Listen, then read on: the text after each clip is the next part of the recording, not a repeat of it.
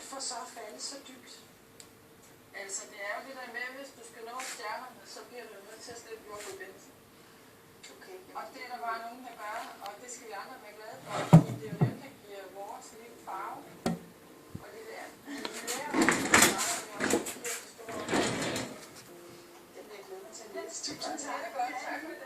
Tak for det. Hej, hej, hej.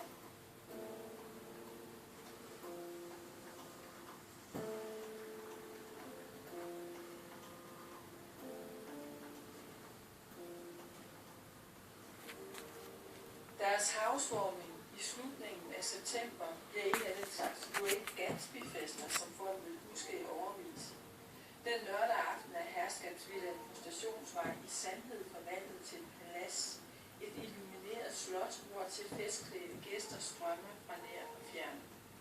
Det er hans hjem, hans venner, hans familie, hans smukke kone, hans fest. Alt dette har han opnået, og han ikke engang fyldt 30 minutter. 60'erne. Hans årti, tænker han, og fører glasset med whisky, Johnny Walker, Black Label til Label.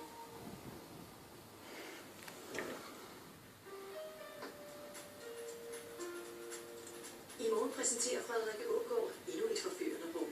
Denne gang har hun fundet det i cocktailbaren Vedkøb på Vesterbro i København. Bagefter kan man møde Nadia Meyer.